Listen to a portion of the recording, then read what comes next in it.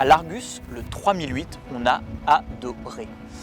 Alors, quand Peugeot lance son nouveau 5008, une sorte de 3008 rallongé capable d'embarquer 7 passagers, on imagine forcément qu'il sera encore plus séduisant que son petit frère. Alors, vrai ou faux ?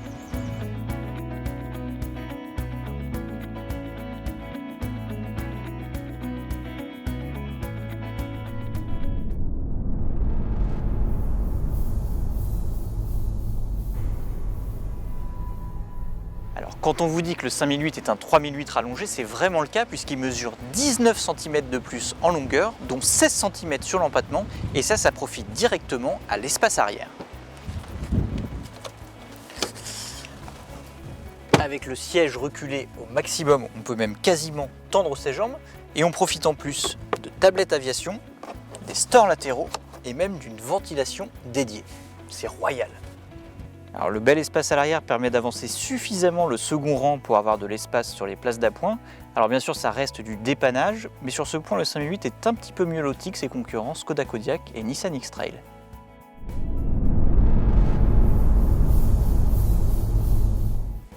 Et le 5008 est encore plus modulable que son petit frère 3008 puisqu'il embarque 5 sièges indépendants qui sont tous rabattables bien à plat, et le siège avant est lui aussi repliable pour pouvoir embarquer des objets jusqu'à 3,20 m de long. Mais rien qu'en 5 places, on a déjà un beau volume de 700 litres qui peut même grimper à 780 litres si on enlève complètement les sièges de 3e rang. Alors c'est un petit peu fastidieux, mais c'est faisable.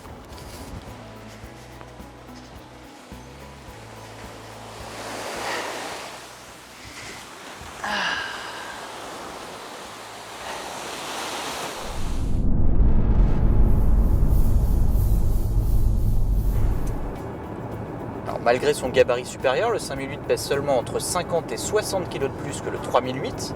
Du coup, on retrouve toutes les qualités du petit frère, à savoir des moteurs performants, même comme ici avec le petit 3 cylindres à essence de 130 chevaux, du moins à vide.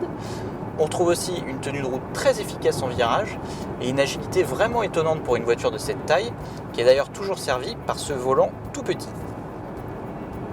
Alors, au volant, on n'est d'ailleurs pas dépaysé puisque le 5008 reprend la planche de bord du 3008. On retrouve donc cette fameuse console centrale enveloppante, cet écran tactile de 8 pouces commandé par ces basculeurs qui sont très esthétiques, ou encore les compteurs à affichage 100% numérique et entièrement personnalisables dès le premier niveau de finition.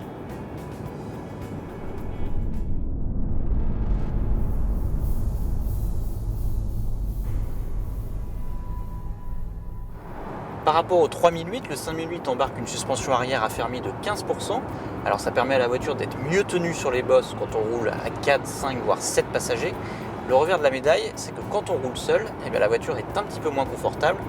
Alors si vous ne voyagez pas en famille au quotidien, il ne faudra pas hésiter à pratiquer le covoiturage.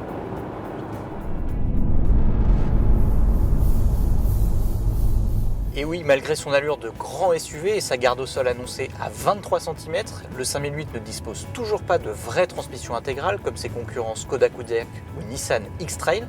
Alors il faudra se contenter du fameux système Grip Control en option qui se compose d'un anti-patinage intelligent à 5 modes et de pneus M+S.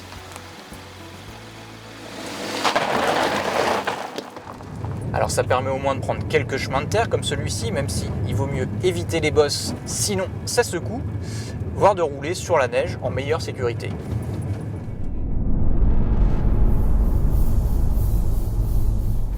Et oui, on s'en doute, le 5008 est vendu plus cher que le 3008. Le surcoût peut atteindre jusqu'à 2000 € sur les finitions hautes. Alors ça porte le prix du 5008 à près de 37 000 € en finition allure avec le Blue HDI de 150 chevaux. Et si on veut la finition haute GT avec le Blue HDI de 180 chevaux, c'est presque 44 000 € qu'il faudra débourser. Du coup, le 5008 se retrouve placé un petit peu plus cher que ses concurrents directs, les Nissan X-Trail et Skoda Kodiaq. En contrepartie, il offre un équipement un petit peu plus généreux, dont vous retrouverez tous les détails sur le site web de largus.fr.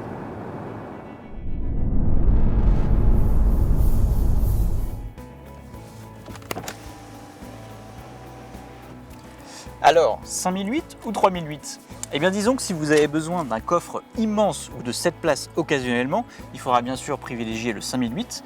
Maintenant, s'il ne s'agit pas de l'usage principal de la voiture, on peut très bien rester sur le 3008 qui se montre un petit peu plus dynamique à conduire, encore plus confortable et un petit peu plus agréable à regarder.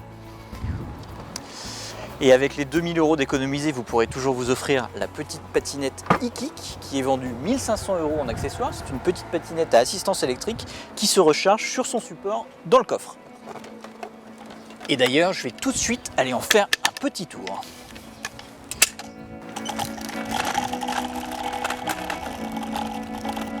Et à très vite sur l'Argus.fr.